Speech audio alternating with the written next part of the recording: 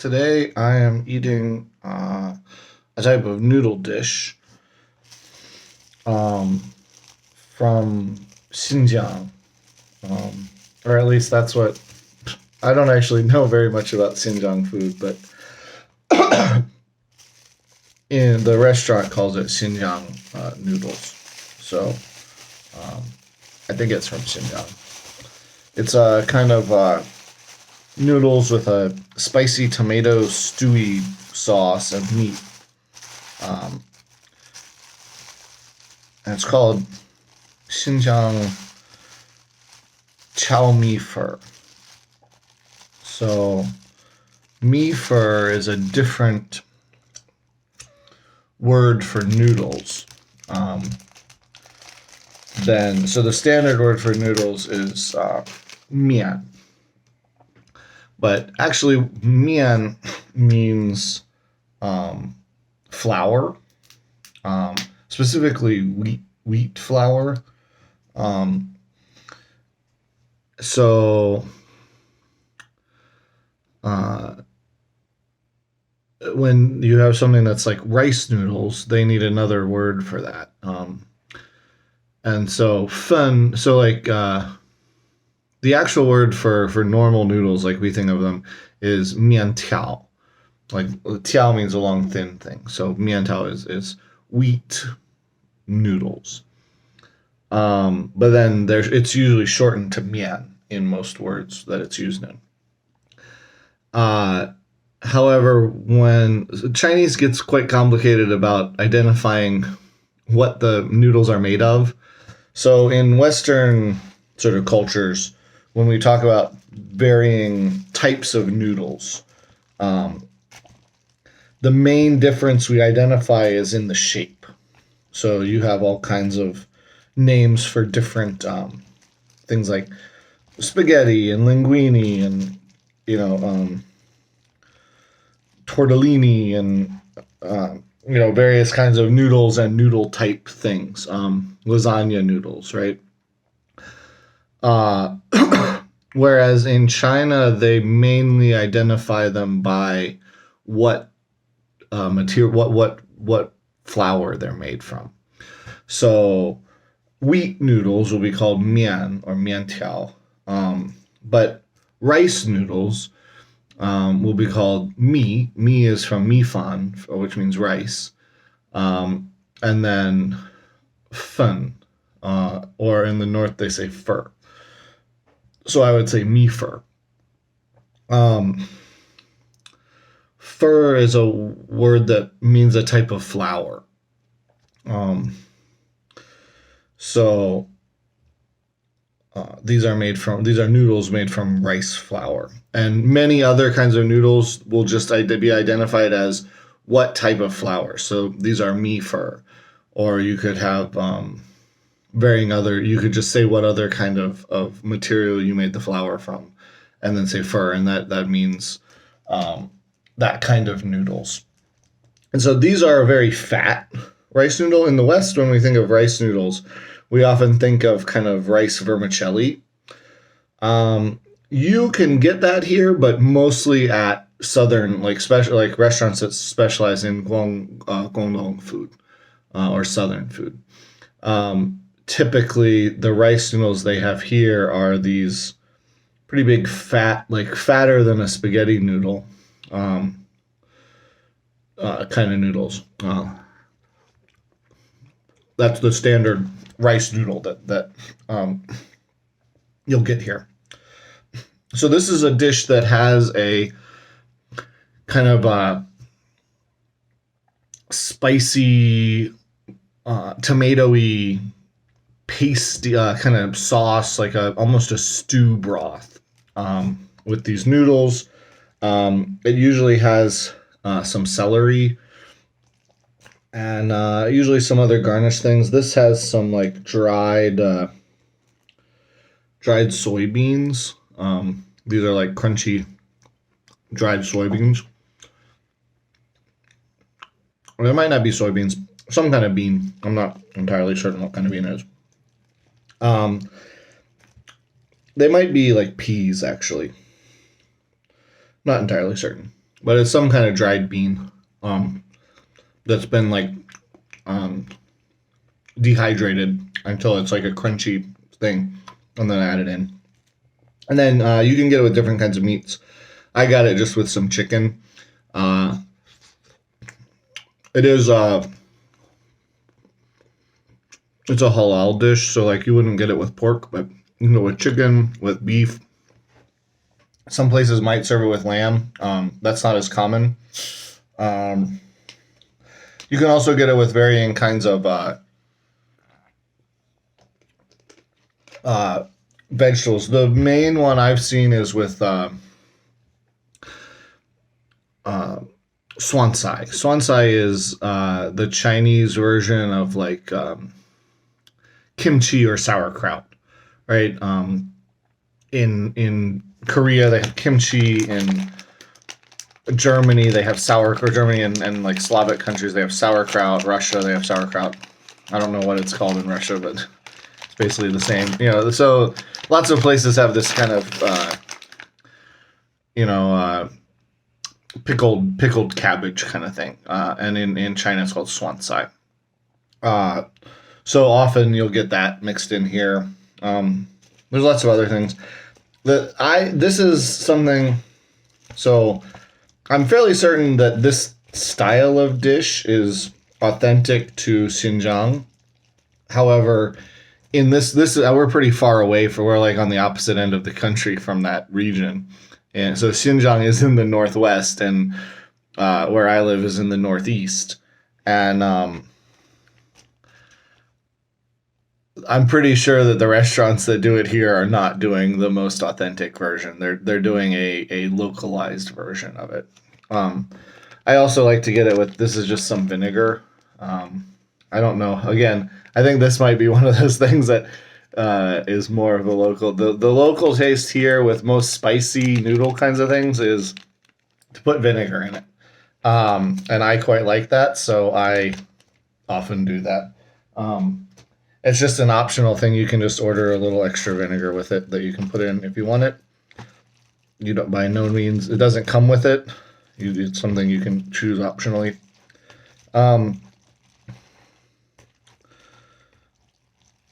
So the main ingredients in this are the sauce. It's made with like spicy peppers and tomato. It's like a tomato stew kind of thing. And then you can get it at different levels of spicy. I typically get it. I don't have a very high tolerance for spice, so I get it fairly mild. This is a dish that, depending on the restaurant, it gets very spicy, and often the mildest they offer at some places will be almost like just barely at my tolerance level. So I typically just get whatever the mildest option they have is, because it can get, when you get the really spicy version, it's packed with pepper, and it's like extremely hot.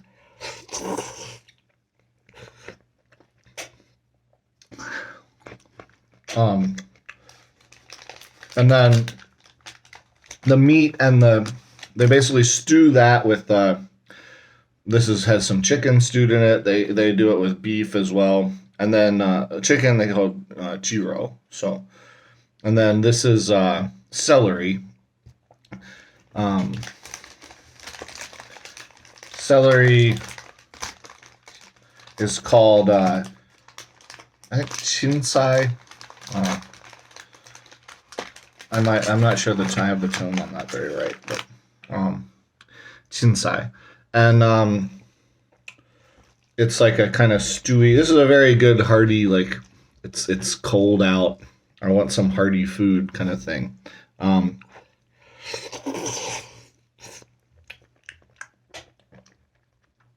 Although, to be honest, if you've got clogged up sinuses or something, this is also pretty good because it can get pretty spicy. Come on, light that on.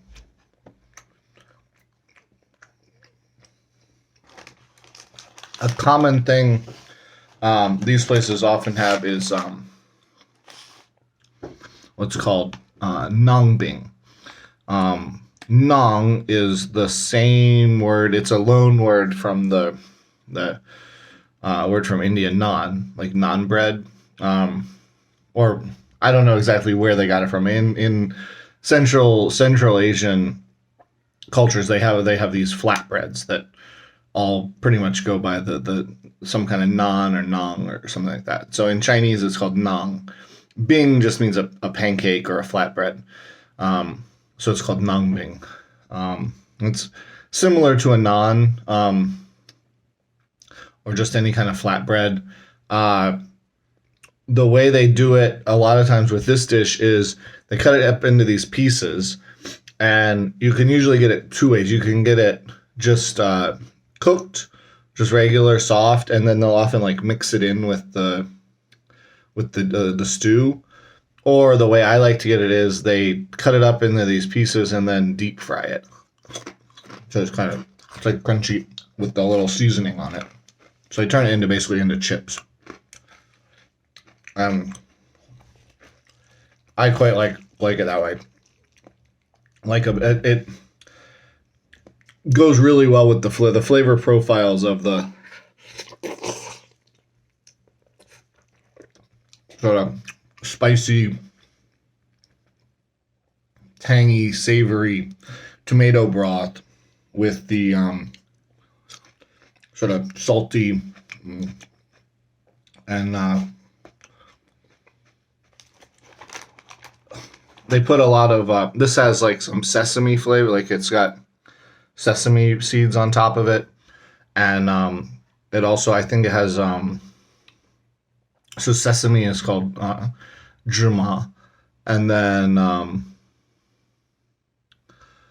I think it also has I'm forgetting the English word, Zeran. Zeran is the Chinese word for cumin. Cumin. So that's a common seasoning in Chinese stuff and Xinjiang stuff.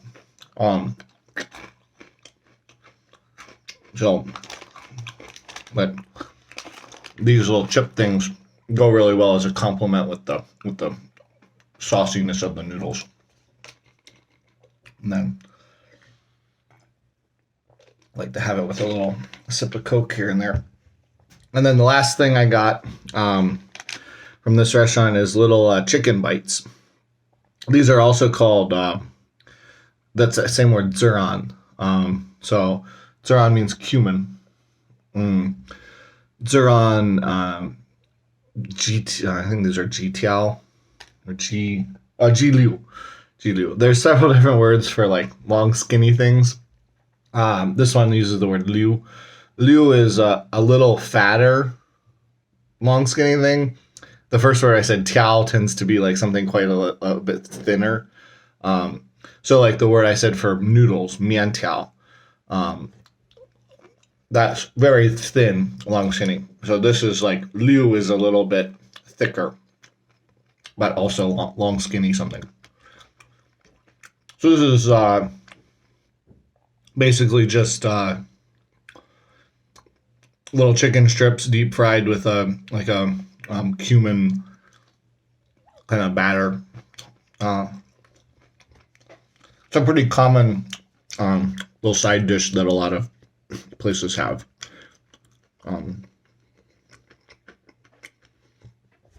Often, most restaurants that have them as a side dish, it'll just be like kind of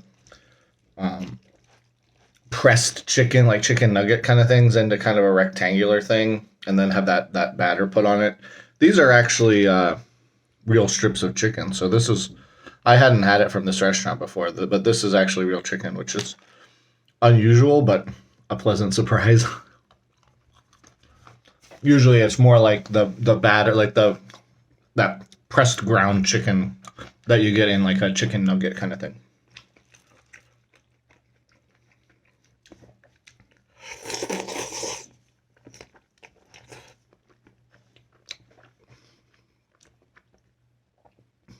So this is a fairly good example of how in most places in China, you can get at least reasonably accurate versions of regional specialty foods from pretty much everywhere in China. Once you start getting outside of China and looking for international foods, it becomes a more difficult task. And it tends to be based on what other countries are near the part of China you're in. So where I live is near Japan, Korea, and Russia. So most of the foreign food that you can get here is Japanese, Korean, or Russian. Whereas if you're in the South, you might more easily find like Vietnamese type restaurants or Thai restaurants or things like that because they're on the border with those countries. But pretty much any reasonable sized city will have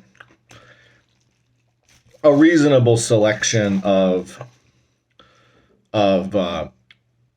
various foods from within China, various regional foods from within China, from pretty much every region of China.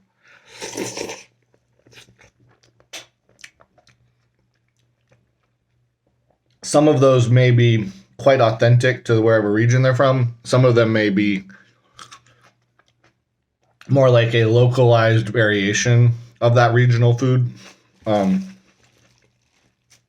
example, with this dish, I think this is fairly closely following the original version, the actual Xinjiang version, but I'm pretty sure they definitely do. It has a sort of northeast spin on it.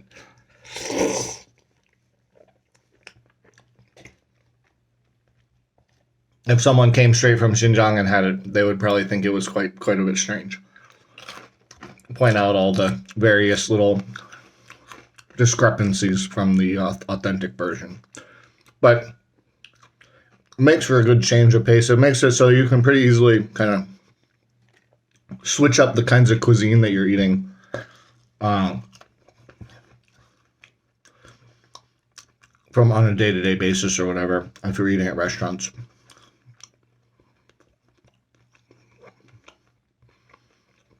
As far as within Chinese cuisine, basically. Like I said, once you get into more international stuff, it can be more difficult to find stuff unless you go to the really big cities like Shanghai or Beijing.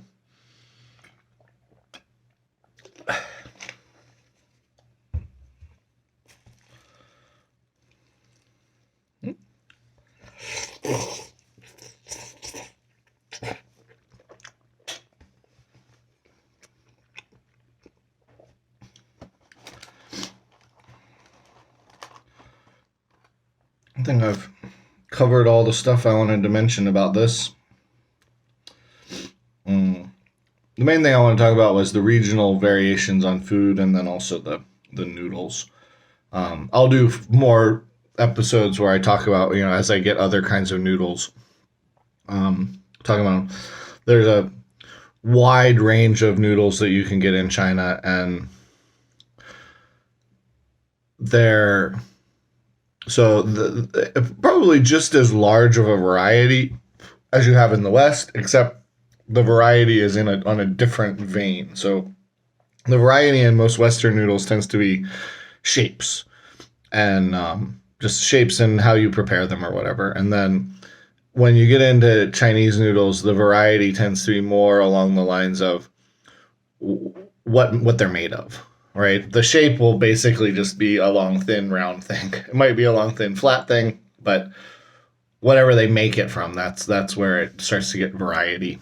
Although there are some varieties in terms of how thick or small they are, whether they're round or flat. So there's a little bit of variety in shape, but the bigger variety is in the food that they're originally made from. The main ones are wheat and rice, but there's also a whole bunch of other things like potato starch is the biggest other one, and there's a few other kinds too. But I'll as I eat things that have different kinds of noodles, I'll talk about those later. So, cheers to that, and I'll talk to y'all in the next one.